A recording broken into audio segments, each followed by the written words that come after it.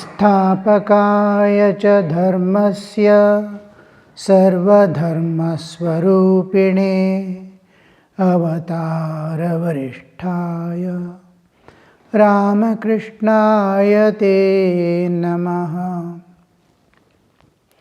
यथाग्नेर्दाहिका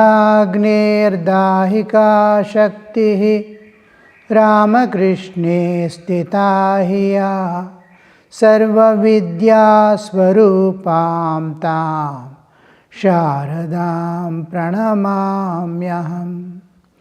नमः श्रीयतिराजाय विवेकानन्दसूरये सच्चित्सुखस्वरूपाय स्वामिने तापहारिणे।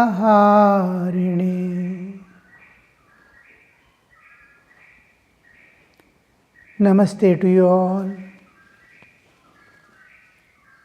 Last month we could not have this monthly session. I was caught up in US trip. Anyway, God has given us the opportunity to meet this time.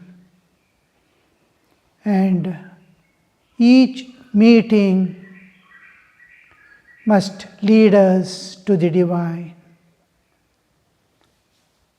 Only purpose of human life is to realize God, and we must be walking on that path in and through all the activities of life and what all we hear regarding spiritual world. There is not much to hear but much to practice. But a clarity in understanding the path is very difficult path, and if you know the ins and outs of spiritual life, it is very easy. So Adhyayana goes along with the sadhana. The three aspects of sadhana: tapaswadhyaya, Ishvara pranidhana, is called Kriya Yoga.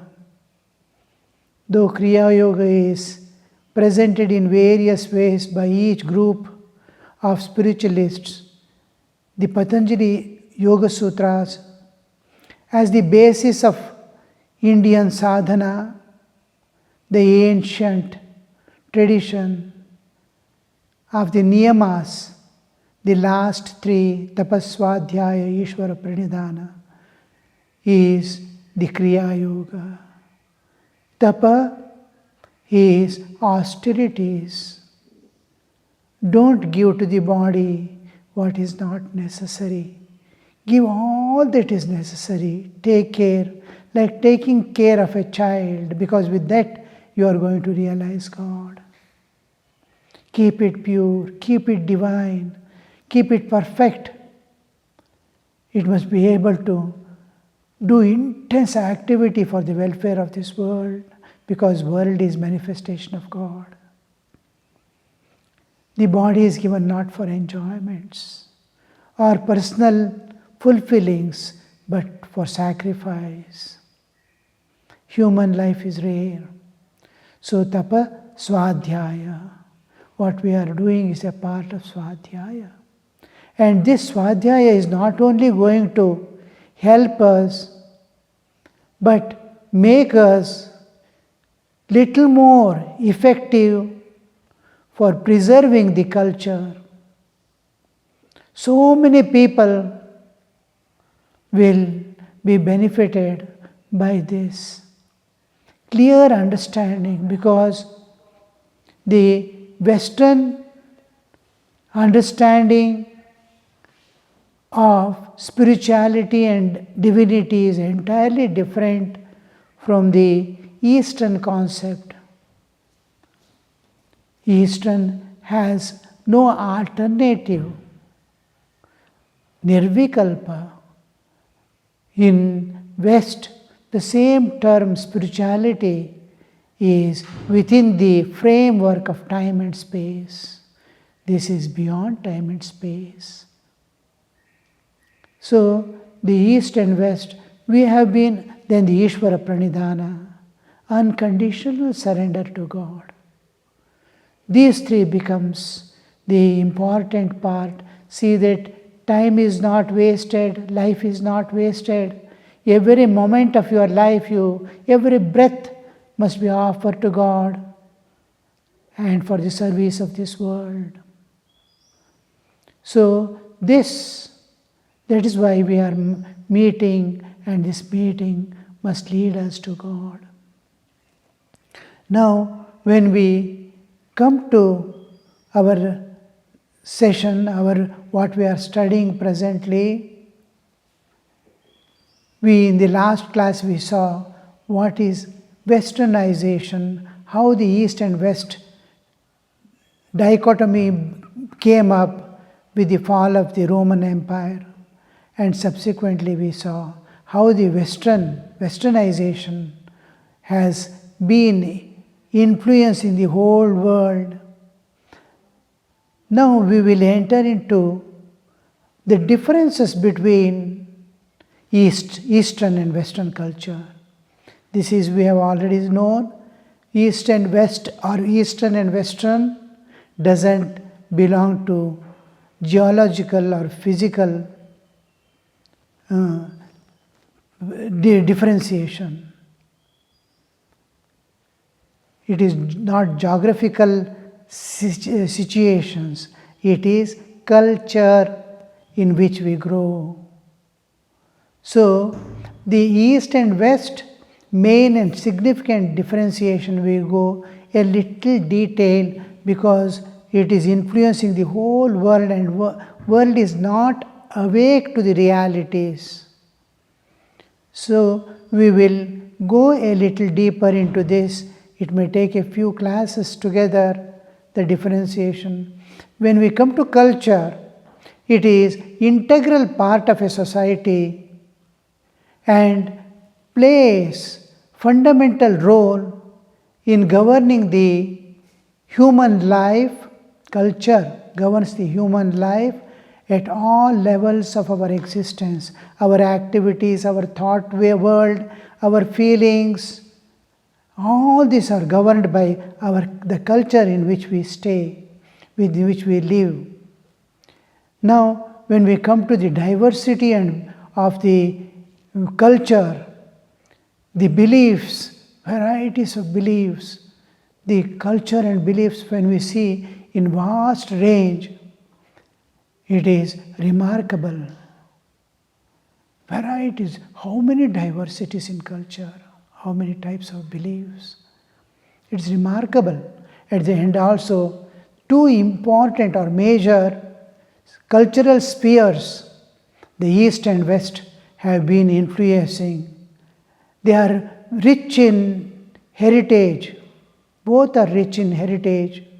Significant contribution they have been doing to human culture and civilization. But now we have to go a little deeper to know exactly what is this Eastern and Western culture. But we are growing on the same earth, same planet, but at different places. It is like an earth on the other opposite sides, like as if they have become two hemispheres. Now we see the common root and diverse moving developments, like two trees are parting from each other and growing. This common root and two branches as if they are spreading. Now, when we come to the geographical setup, where we are living, where human existence has developed. Now, according to geographical situations, contents, topography, physiography, climatic conditions, and the natural setup in which we are growing, how we are in the forest areas, the landscapes, living way of people, ecological setup, environment, all this has split, rendered one section of people bodily oriented, one section of people spiritually oriented. What a difference you see. We have two existences. We have bodily existence, spiritual existence. Nature makes us forget this bodily existence every day without fail. She takes us, separates us from body, separates us from mind, separates us from all aspects of nature, and takes us to the innermost core of our existence, where we expand into the universal consciousness. Every day it happens. We have spiritual existence and bodily existence. The orientation, a section of people took up the bodily existence more important, and others, spiritual existence more important. Now, when we come to the Western, the whole nature and its conditions made them extrovert and bodily, more of body than the spirit. They identified more with the body than with, because of the natural setup in which they grew. The Eastern culture, Eastern people had the spiritual awareness more. They were spiritually oriented, bodily oriented. Two existences we have. Most of the time we spend some time in deep sleep, which we are not aware what is that spiritual existence is. But bodily existence, we are all common. But this orientation means holding on.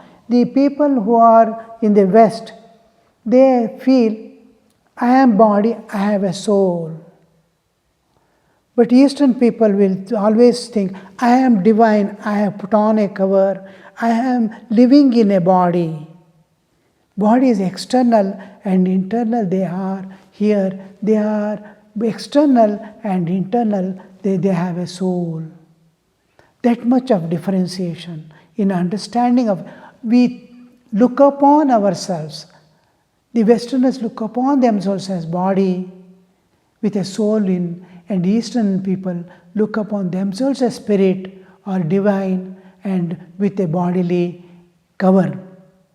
So this much difference it makes, looking upon oneself as divine or spiritual, and of course we don't leave the other part.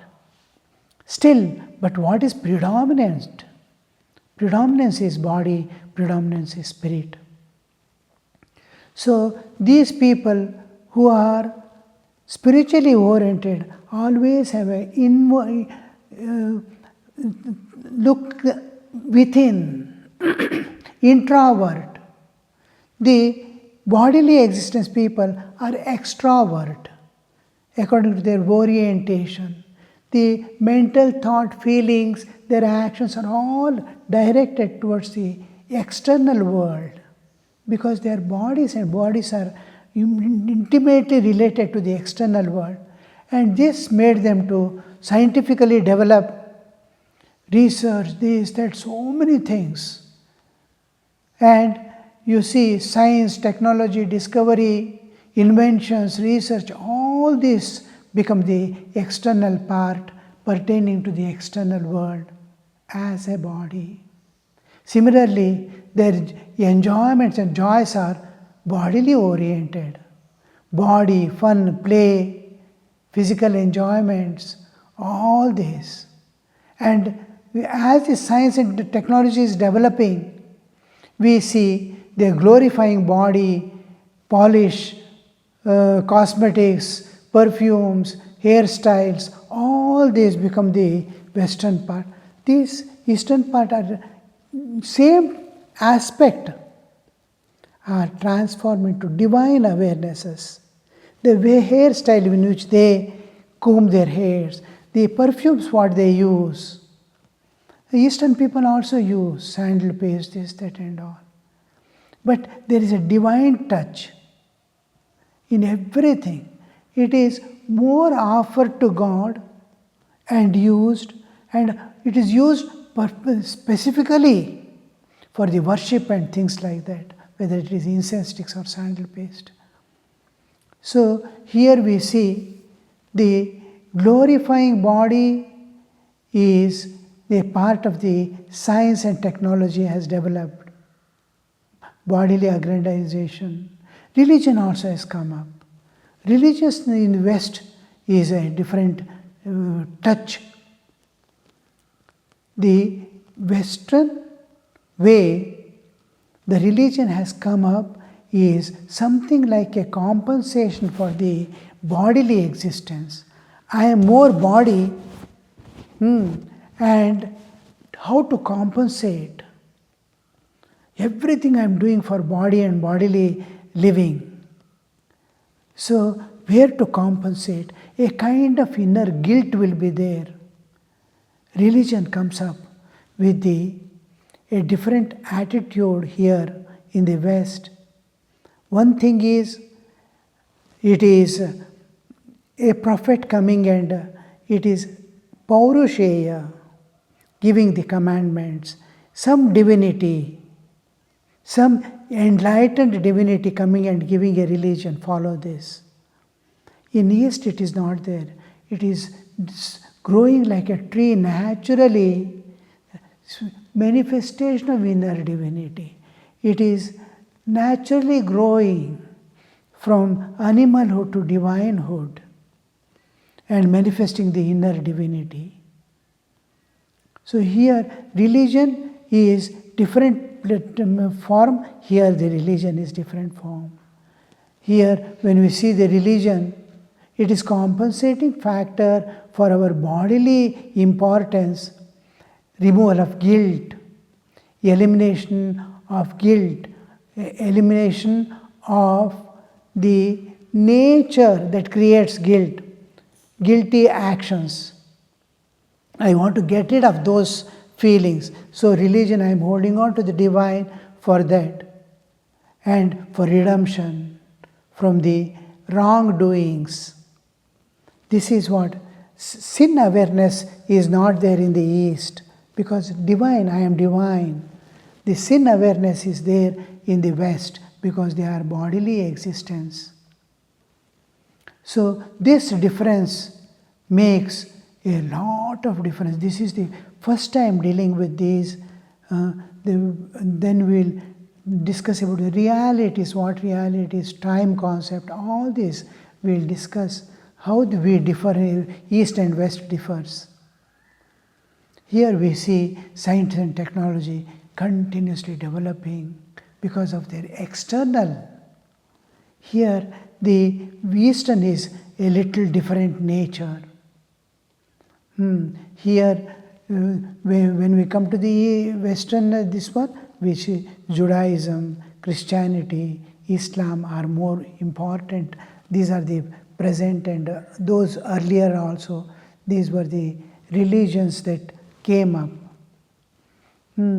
Because of the bodily things, the technology not only dependent on making us bodily comforts, but also governance became an important part.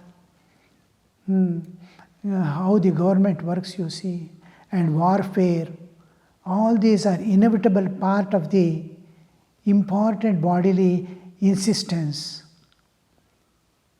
So this we see. When we come to the Eastern culture, man has developed an understanding that he is divine.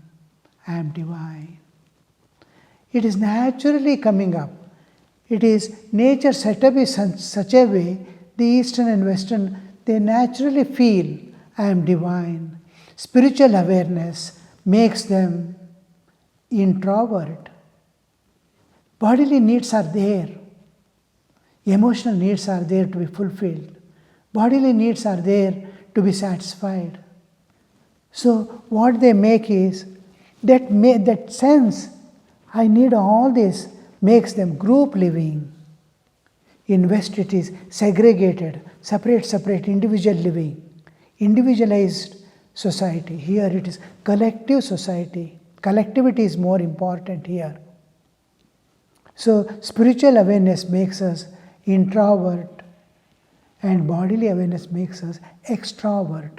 The Eastern became introvert, just like Westerners went external investigations of the nature, discoveries and inventions, all those things. We see the whole thing is turned inward for in the Western culture. The one thing is important we see is group living, binding, and all this one way, and other way is internal, living together and going inward. And this inward journey is most important part of the intellect. Just like Western intellect started searching resources and powers in the nature, these people started searching for the inner joy, inner peace, inner freedom. The spiritual awareness itself builds up a perfect harmony because it's group living, a harmony within themselves because they are introvert. They find contentment with small things external. Their mind doesn't go to the possessions and enjoyments of the external world.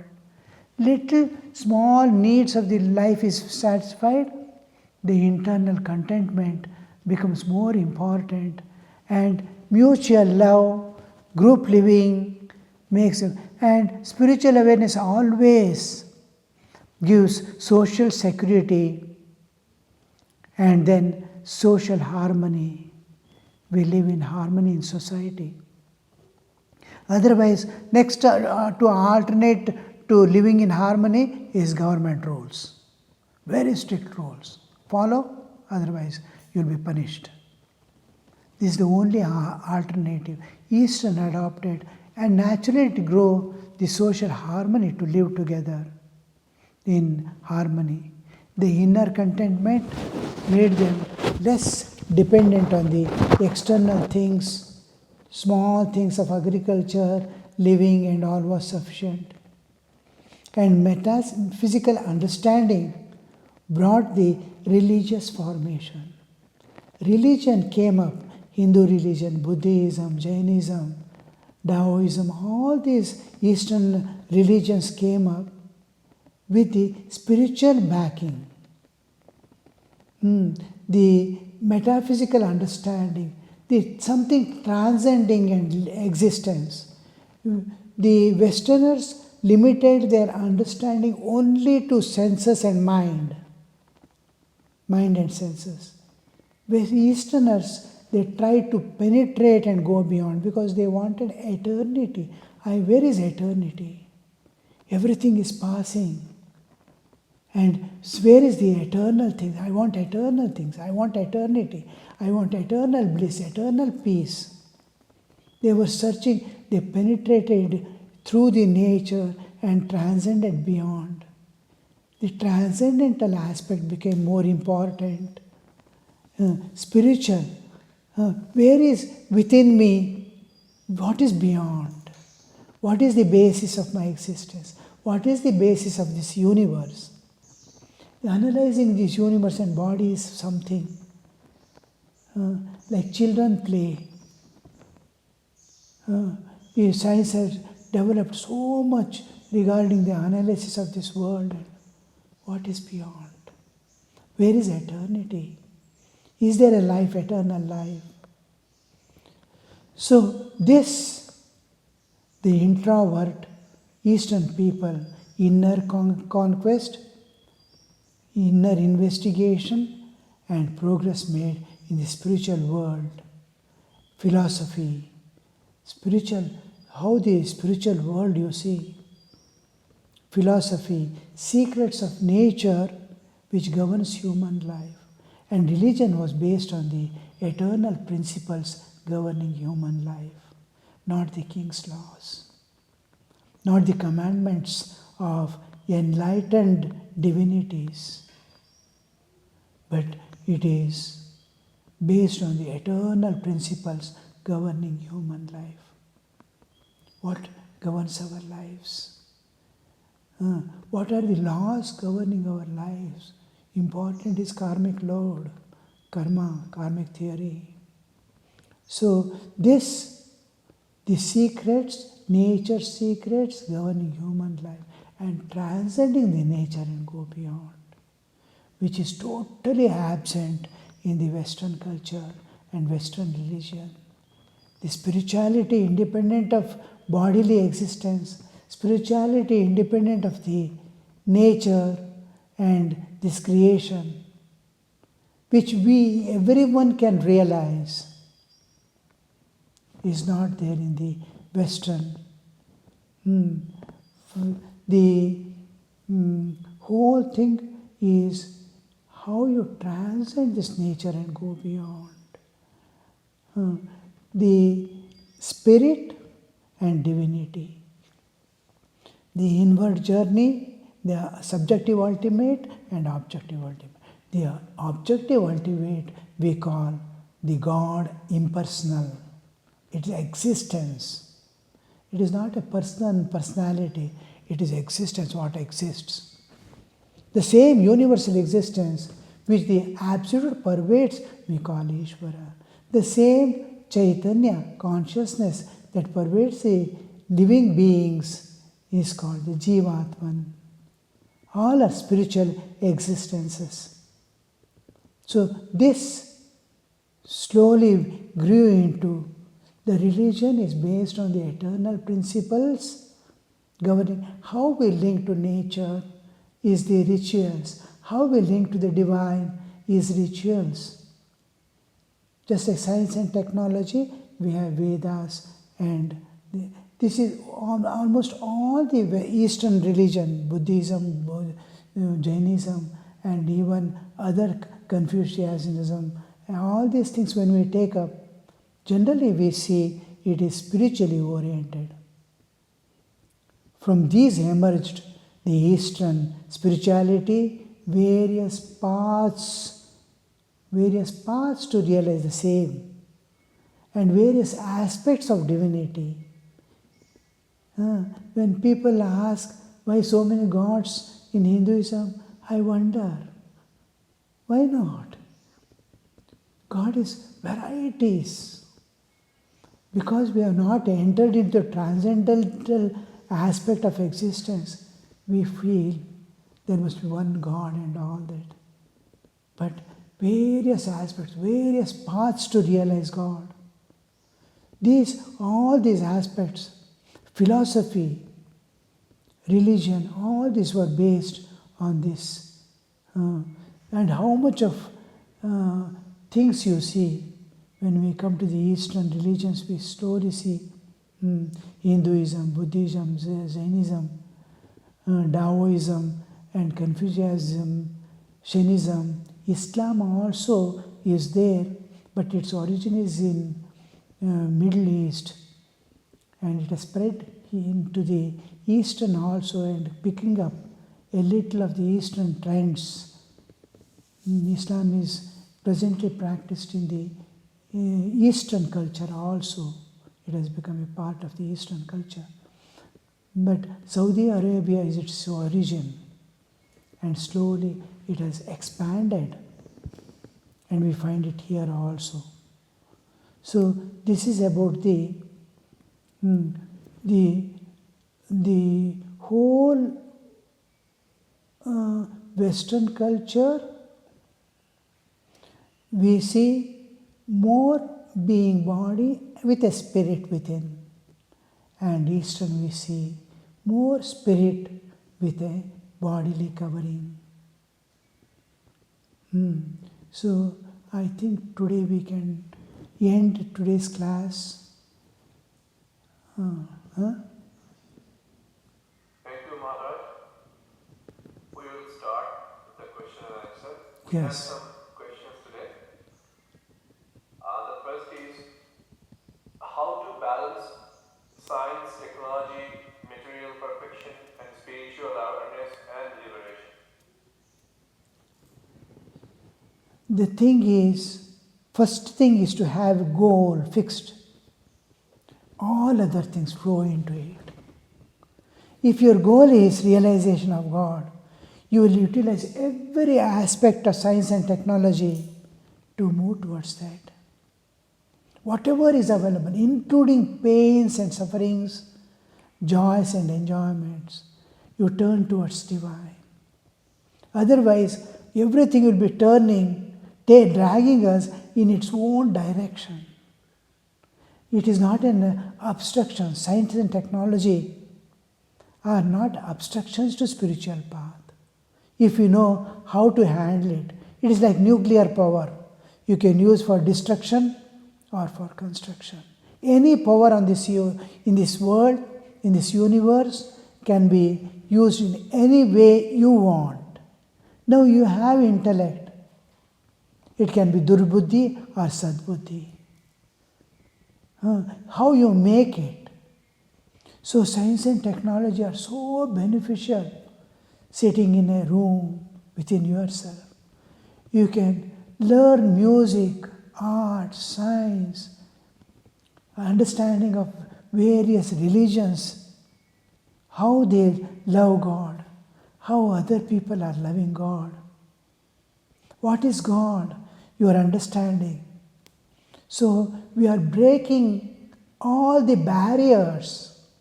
God is unlimited. Anybody says God is this and not that, Sri Ramakrishna used not to say like that. Don't limit God. God can be anything and everything and beyond what man can think of. Don't limit God. So anything, even a single limitation is there, it cannot be God. So we are breaking all limitation within ourselves, within our society to unite and see. We must have an integral aspect of our own existence. When I hear people telling, this is not spirituality, sitting and closing eyes is not spirituality, spirituality is constant, some other, same thing in different ways they present, this is not spirituality, that is not. What are you limiting?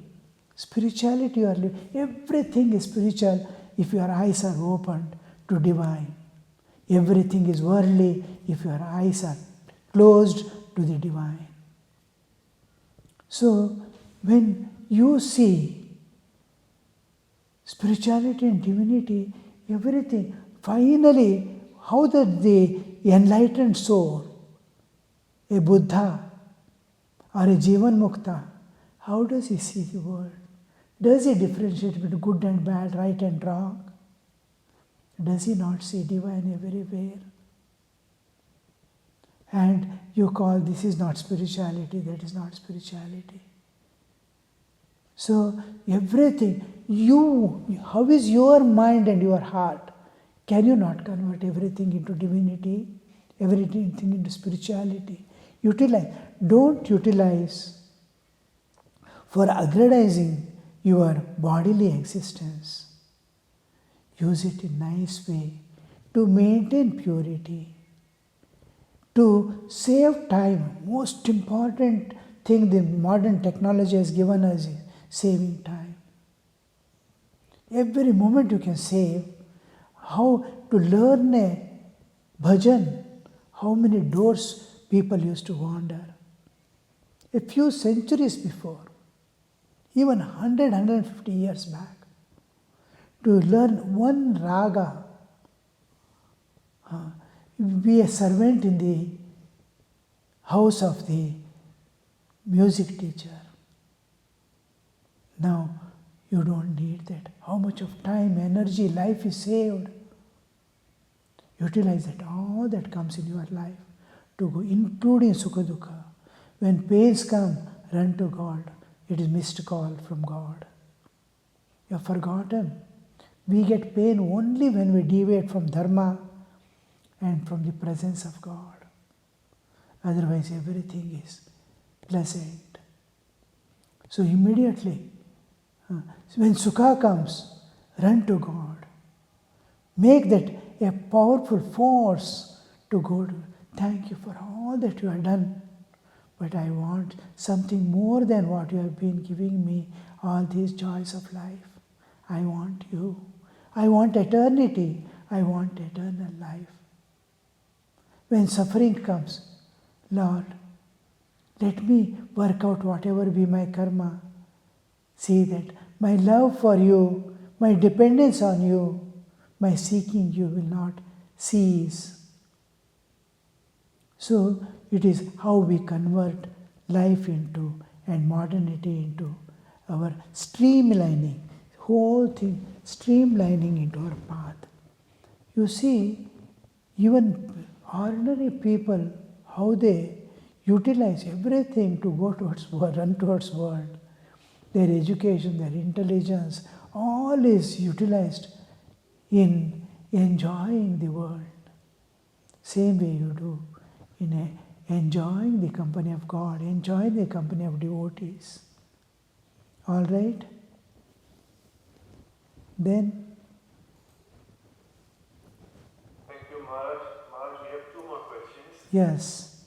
The next question is, just like our rishis took a direct approach to know the Brahman, in West, we connect the scientific discoveries to know, to have a better understanding of the Brahman in the West. How could this be made practical? But as long as science limits itself to sense perceptions and mind, it cannot know the transcendental. Transcendental is after you cross the barrier of mind and enter into the realm transcendental. So science is, and to transcend mind, it needs a different discipline. Just like to learn a computer science, a designing a software, we have to go through a process. You join school at the age of 5. Study, so 1/4 of your life you are studying to become a perfect engineer or a doctor. Around 25, you will be finishing your course. 1/4 of life is gone. Similarly, to transcend mind also, you have to go through a process. And nobody, no human is ready to sacrifice that. You are going to enter into eternity. Eternal life, you are crossing over the death. Mrityorma amritangaya, you are entering. Don't you say, I want to sacrifice? They say, no, you are satisfied with this world. So science limits itself to 5 senses, this world, in waking state alone. Nature takes us to the deepest deep. What is that? They don't know. They don't want to investigate. They physically, psychology, mind perceiving mind, not crossing the mind and knowing what it is. These are all limitations of the science, and science demands that. Where science ends, the spirituality and religion begins. The Brahman is absolute existence in which universes appear and disappear. Can you enter into that realm? You have to leave the all things, instruments that you are using here in this world. Senses, mind, intellect, all these are dropped away. Your own vehicle, the love. Love must be awakened. Door of the heart must be opened. You must cross over the mind, enter the realm of spirit, and know it. What is Brahman will be known only at that time. There is no other way. You can't create a life also by any means. You may be able to create a DNA, you cannot add life to it. Life alone can create another life. So many things. So science has its limitations. When the limitations break, you enter into the transcendental realm. Okay? Thank you, Maharaj. Next question is, by Eastern culture, we allude that to Hindu culture. Do you think ancient Chinese and Japanese cultures and their approach to spirituality are akin to Indian spirituality thought? After Buddhism has spread to those regions, they have embraced it completely. But are we then to assume that they are part of Indian thought? Yes, yes. Because the main important we are aware of is Hinduism, Buddhism, Jainism. Islam is there in Eastern culture, which has come later on, and it has its origin in Saudi Arabia, Makkah and Medina, and has come. But it actually doesn't belong to the Eastern culture, but it has become presently a part of the Eastern culture. And other things are there, that is, we come across Taoism and Chinese and Japanese original and this Confucianism, Nism, Shainism is there, and Taoism is there. All these are Eastern cultures. They have the same base of spiritual existence because nature has rendered like that. There may be small differences, external differences. This one has gone, you see.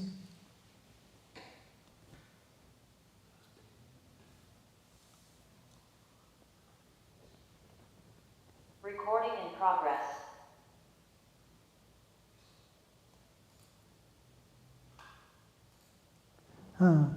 External differences may be there, but content is same. Deep within, if you go and search. Maharaj, we need to unmute you for a second. Yes, ma'am. So the basis is same. Might have taken a different shapes externally, and presently it may not be as active as Hinduism and Buddhism, but they are all come under the Eastern culture, Eastern way of understanding. We will discuss all these religions in detail later on, because it is a part of the wisdom. Our subject itself is eternal human and timeless wisdom. I want to enter into all religions, how we where we unite, how to live in harmony, how to bring about peace, interreligious understandings, all this, because Thakur has come down to establish harmony everywhere in life and other things. So whenever you see anything, you see whether it is based on Sri Ramakrishna's teachings or not, always. Other things are there. Presently, it is little difficult to take the path of other things. Just the love of God is sufficient. Well, what ultimately last remains is love alone. Reasoning will drop away. Buddhi Visarjana takes place one day or the other. But we need it to clarify the doubts that arise in our hearts. So we'll go through, God willing, and things going on well. It may take years together, but doesn't matter. We must have the right understanding of God and our own existence. All right? Maharaj, we have one more question. Yes. So that is, Hinduism tells us to achieve dharma, artha, kama and moksha. Can we achieve moksha without the other three? Yes. That is the path of renunciation. You see, in front of Shiva, always there will be bull, Nandi. You see, Nandi's only one leg is in the front. It stands on 4 legs. But one leg, when it is sitting in front of Shiva, one leg alone is in front, other 3 are tucked inside. Moksha alone is kept front. The Dharma, Artha, Kama is tucked inside. But all the 4 are the human existence means Dharma, Artha, Kama, Moksha are the 4 Purusharthas a man has to attain. But these are gauna to reach the moksha. There are 2 paths. One is passing through the enjoyments of the world and going beyond. Through enjoyments and beyond enjoyment. It is like passing through a city. And other is renouncing the 3 Dharma, Artha, Kama. Dharma cannot be renounced, but it is dissolved in spirituality. All the things, these we don't throw away. We dissolve Dharma into the spirituality. Kama also, Atma Kamoham. I am desirous of Atman, not the worldly enjoyment. Dharma, Artha, Kama. Artha, what Artha do I want? Wealth. All the character is the biggest wealth. Purity is biggest wealth. These wealths are accumulated. Worldly wealth, it comes and goes. It doesn't stay even a day. You get the salary and by the end of the month, it's gone. How you spent is your karma. If you have spent it in good way, you evolve. If you have spent for enjoyments, sightseeing, and chaat masala, that also becomes karma. So, utilizing this, here we utilize everything to go towards God. It is integrated, it is actually, we call it transmutation. Transmutation. It is converted into spiritual aspects and brought up. But it is not tested or experienced individually. But it is, essence is taken up and is taken into the spiritual world. Okay, the sannyasa path is not passing through, but by going by bypass.